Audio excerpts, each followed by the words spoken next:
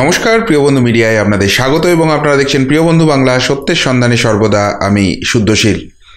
বন্ধুরা, আসন্ন লোকসভা নির্বাচনের দিকে তাকিয়ে জাতীয় নির্বাচন কমিশন এমন দুটি পদক্ষেপ করলেন যাতে এবার দলদাস থেকে ভোট লুটেরা সবারই ঘুম কার্যত উঠতে চলেছে। আপনারা জানেন যে ভারতবর্ষের বিভিন্ন জায়গায়, বিশেষ করে এই রাজ্য পশ্চিমবঙ্গে, সেখানে কিন্তু বিভিন্ন অভিযোগ ওঠে। বিরোধীদের তরফ থেকে বলা হয় যে অনেক সময়ই এই দলদাস আধিকারিকদের দিয়ে ভোটটাকে ম্যানেজ করিয়ে নেয় ক্ষমতাসীন গোষ্ঠী। আবার অনেক সময় কি হয়, কাউন্টিং অনেক কিছু গণ্ডগোল করে দেওয়া হয়। এমনকি ভোটের দিন বোমা, গুলি, বারুদ, মানুষকে সন্ত্রস্ত করে রাখা করে ভোট লুটের অভিযোগ ওঠে যে খেলা হয়ে যাচ্ছে ভোটার লিস্টে, যেখানে আমরা দেখি প্রয়াত সঙ্গীত শিল্পী স্বর্গ থেকে নেমে এসে ভোট দিয়ে চলে যান। আর তাই এবার এমন দুটি পদক্ষেপ নির্বাচন কমিশনার নিল যাতে করে হাসি চওড়া হচ্ছে বিরোধীদের এবং কপালে ভাঁজ পড়ছে যারা ভোট লুটতে চায়, যারা দলদাস দিয়ে ভোটটা ম্যানেজ করতে চায় তাদের। শেষ পর্যন্ত কি তারা পারবে? এর দুটি পর্যায় রয়েছে। প্রথম পর্যায়টা আপনাদের বলবো এবং এর ফাইনাল যেটা আউটকাম হতে চলেছে, ফাইনাল যেটা রেজাল্ট হতে চলেছে, সেটাও আপনাদের সামনে নিয়ে আসবো। দলদাস হলে রেহাই নেই। কি ব্যাপার না, এখানে বিরোধীরা কিন্তু ভয়ঙ্কর অভিযোগ করেন যে এক শ্রেণীর আধিকারিক আছেন যাদেরকে কিন্তু শাসক দল তাদের দলদাস হিসেবে ব্যবহার করেন। এবার তাদেরকে টাইট দেওয়ার ব্যবস্থা করা হলো কিভাবে না, দিল্লিতে জাতীয় নির্বাচন কমিশনের দপ্তরে দফায় দফায় ডেকে ট্রেনিং দেওয়া হচ্ছে এই রাজ্যের বিভিন্ন ডিএম এবং এডিএমকে, কেননা তারাই মূলত বিভিন্ন জেলায় নির্বাচনের দায়িত্বে থাকবেন। তারা যাতে নিরপেক্ষভাবে ভোটটা পরিচালনা করতে পারেন এবং সেই নিরপেক্ষভাবে ভোট পরিচালনা করতে কি কি জায়গার দরকার রয়েছে সেই সমস্ত ট্রেনিং তাদেরকে করে দেওয়া হচ্ছে। এক, নির্বাচন কমিশনের নিয়মাবলী, এবং দুই, অ্যাকচুয়াল ট্রেনিং, এবং সেই ট্রেনিংয়ে পরীক্ষা হচ্ছে। কিভাবে পরীক্ষা হচ্ছে না, 100 নম্বরের প্রশ্নপত্র রয়েছে এবং সেখানে বিভিন্ন লাইভ সিনারিও তাদেরকে দেওয়া হচ্ছে। ভোটের দিন এই ঘটনা ঘটলে আপনি কি স্টেপ নেবেন, ভোটের দিন এই ঘটনা ঘটলে আপনি কি স্টেপ নেবেন, এই ধরনের বিভিন্ন প্রশ্ন করে 100 নম্বরের একটা পরীক্ষা নেওয়া হচ্ছে। কেন এই পরীক্ষাটা নেওয়া হচ্ছে? এই পরীক্ষাটা নেওয়া হচ্ছে তার একটাই কারণে যে এই নির্বাচন সংক্রান্ত বিষয়ে এই আধিকারিকরা কতটা জানেন। যদি তারা এতদিন সেটা না জেনে আসেন তাহলে তারা বিগত নির্বাচনগুলো কিভাবে পরিচালনা করলেন সেটা কিন্তু তাদের সার্ভিস বুকে এসে যাবে। এবার যদি তারা জানেন তাহলে নির্বাচন পরিচালনার ক্ষেত্রে এই বিষয়ে তাদের সিদ্ধান্ত নিতে কোনো অসুবিধা নেই। আর যদি অসুবিধা থাকে তাদেরকে কিন্তু ট্রেনিং দিয়ে দেওয়া হবে। আর ভবিষ্যতে যদি তাদের নামে তারপরেও সেই সংক্রান্ত বিষয়ে অভিযোগ আসে তাহলে কিন্তু কমিশন তাদের বিরুদ্ধে কড়া পদক্ষেপ নেবে। আপনারা জানেন যে এই যে নির্বাচনী ব্যাপারটা হয়, কথাটা বলা হয় না খেলা হবে, খেলাটা কিন্তু অনেক আগে থেকে শুরু হয়ে যায়। কিভাবে? যখন এই ভোটার তালিকা সংশোধন হয়, সেই ভোটার তালিকা সংশোধনের নামে অ্যাকচুয়ালি এখানে প্রশাসনকে কাজে লাগিয়ে যারা ভুয়ো ভোটার, জালি ভোটার, অথচ একটি নির্দিষ্ট দলকে ভোট দেবে তাদের নাম তালিকায় ঢুকিয়ে দেওয়া হয়। এমনকি তাদের দলের সমর্থক তাদেরকে ভোটটা দেবে এমন ভোটার বাড়ির পরিবেশের ক্ষেত্রে তাদের মৃত ব্যক্তির নাম ভোটার তালিকা থেকে কাটা হয় না। বা ধরুন কারোর বিয়ে হয়ে গেছে, কেউ সেই জায়গা থেকে চলে গেছে, তার নাম কিন্তু সেই ভোটার তালিকা থেকে বাদ দেওয়া হয় না।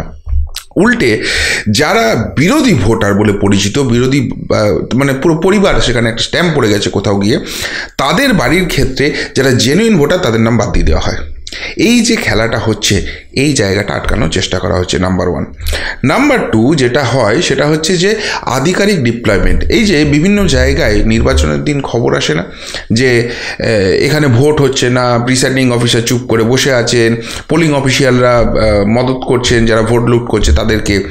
এখানে অনেক সময় একটা কথা আসে যে আমাদের শরীরের যে নিরাপত্তা রয়েছে সেই নিরাপত্তা বিঘ্নিত হতে পারে, সেই জন্য যে যা পারছে করুক, আমরা অ্যালাউ করছি। কিন্তু অনেক সময় এই ডিপ্লয়মেন্টটাতেই খেলা হয়ে যায়। অর্থাৎ যারা বিরোধীদের আটকে দেবে, বিরোধীদের জেনুইন ভোটটাকে ক্যান্সেল করিয়ে দেবে এবং ভোট লুট করতে সাহায্য করবে, যে জায়গায় সেই জায়গাটা দরকার আছে, বিশেষ করে যেখানে বিরোধীদের শক্ত গড়, সেখানে যারা এই শাসককে সাহায্য করতে পারে তাদের মনোভাবাপন্ন লোককে ডিপ্লয় করে দাও। এই যে খেলাটা হয়, এখানে দলদাস আধিকারিকরা কিন্তু একটা বড় ভূমিকা নিয়ে থাকেন। এবার কিন্তু দফায় দফায় ট্রেনিং দিয়ে সেই জায়গাটাই জাতীয় নির্বাচন কমিশন নিশ্চিত করতে চাইছে যে তারা কিন্তু এই ব্যাপারগুলো সম্বন্ধে খুব ভালো করে জানেন। এই নিয়ে তাদের বিরুদ্ধে কোনো রকম কোনো অভিযোগ আসার দরকার নেই বা উচিত নয়। কিন্তু এরপরেও যদি অভিযোগ আসে তাহলে কি হবে? সেই ক্ষেত্রে এই দলদাসদের বিরুদ্ধে কঠিনতম পদক্ষেপ, চিন্তার বাইরে সেই রকম পদক্ষেপ কিন্তু নেওয়া হবে। তাদের ইনক্রিমেন্ট আটকে যাওয়া, সাসপেনশন, ট্রান্সফার, বহু কিছু হতে পারে। এবং তার থেকেও বড় কথা, নির্বাচন কমিশনের কাছে কিন্তু ইতিমধ্যেই করাপ্টেড বা দলদাস যারা অফিসিয়াল তাদের একটা তালিকা জমা পড়ে গেছে। এই দফায় দফায় বিরোধীদের সঙ্গেও বৈঠক হয়েছে। সেইখান থেকে যে ইনপুট গেছে সেই ইনপুটের ভিত্তিতে কিন্তু এই অফিসারদের তালিকা তৈরি হয়েছে। এবং বিগত দিনে তাদের পারফরমেন্স এবং এই নির্বাচনে তাদের পারফরমেন্স পুরোটাই কিন্তু স্ক্রুটিনি জায়গায় রয়েছে। এবং বিগত দিনের পারফরমেন্স যদি সেই রকম জায়গায় থাকে যেখানে পুরোপুরি গণতান্ত্রিক প্রক্রিয়াটাকে ব্যাহত করার কথা হচ্ছে, তাদের কিন্তু নির্বাচনী দায়িত্ব থেকে সম্পূর্ণ সরিয়ে দেওয়া হবে। এই একটা চাপের জায়গা কিন্তু দলদাসদের জন্য তৈরি হচ্ছে। তবে বিপদটা এখানেই শেষ হচ্ছে না। এর পরের যে জায়গাটা সেটা কিন্তু আরও মারাত্মক। সেটা হচ্ছে থানা থেকে সাপ্তাহিক তথ্য চাইল নির্বাচন কমিশন। অর্থাৎ প্রতিটি যে থানা রয়েছে সেই থানা থেকে উইকলি যে রিপোর্ট রয়েছে সেই রিপোর্ট কিন্তু এবার নির্বাচন কমিশনে জমা করার কথা শুরু হয়ে গেল। প্রতিটি থানায় থানায় যে নির্দেশিকা গেছে 21 পাতার সেই নির্দেশিকা, সেখানে স্পষ্টভাবে জানতে চাওয়া হয়েছে এলাকায় যারা ভোট লুঠেরা বলে পরিচিত, এলাকায় যারা দুষ্কৃতী বলে পরিচিত, তাদের স্ট্যাটাস কী, তারা কোথায় রয়েছে, জেলে রয়েছে, বেলে রয়েছে, বাইরে রয়েছে, তাদের সাম্প্রতিককালে কোনো রকম কোনো কিছু অ্যাক্টিভিটির কথা জানা গেছে কিনা, এলাকায় কোনো গোলা বোমা বারুদ এসবের কোনো ঘটনা ঘটেছে কিনা, সেখানে অন্যান্য শান্তি শৃঙ্খলা বিঘ্নিত হতে পারে এরকম কোনো পরিস্থিতি হয়েছে কিনা, রাজনৈতিক কোনো উত্তেজনার ঘটনা ঘটেছে কিনা, এই সমস্ত উইকলি স্ট্যাটাস রিপোর্ট কিন্তু এবার প্রতিটি থানাকে পাঠাতে হবে। এবার আপনারা বলবেন যে আমরা তো অনেক সময় দেখি যে থানায় গেলে সেখানে এফআইআর নেওয়া হয় না, সেখানে জিডি করে দেওয়া হয়, কোনো সময় সেইটুকুনিও করা হয় না, থানা থেকে ভাগিয়ে দেওয়া হয় এবং বহু জায়গাকে বহু এলাকাকে সেই হিসেবে কিন্তু স্পর্শকাতর হওয়া সত্ত্বেও সেটাকে স্পর্শকাতর ঘোষণা করা হয় না। কিন্তু এবার মজার যে ব্যাপারটা হচ্ছে, এই কোন জায়গাটা স্পর্শকাতর আর কোন জায়গাটা স্পর্শকাতর নয় সেইটার প্যারামিটার, সেটাকে জানার প্যারামিটার হিসেবে কিন্তু নির্বাচন কমিশন বিগত নির্বাচনগুলোর ফলাফল বা বিগত নির্বাচনগুলোর যে ডেটা আছে সেটাকে কালেক্ট করা চালু করেছে। কিভাবে? আপনারা জানেন যে নির্বাচন কমিশন কিন্তু বিগত বেশ কয়েকটা নির্বাচন ধরেই তারা কিন্তু একটা অ্যাপ চালু করেছে, যেখানে আপনি কোনো গ্রিভেন্স থাকলে সেই গ্রিভেন্সটা জমা দিতে পারেন, আপনার কোনো অভিযোগ থাকলে নির্বাচন সংক্রান্ত সেইগুলো জমা দিতে পারেন। সেইখানেকার রিপোর্ট পুরোপুরি তোলা হয়েছে। এর পাশাপাশি বিভিন্ন মিডিয়া রিপোর্ট সেগুলোকেও অ্যাকুমুলেট করা শুরু হয়েছে।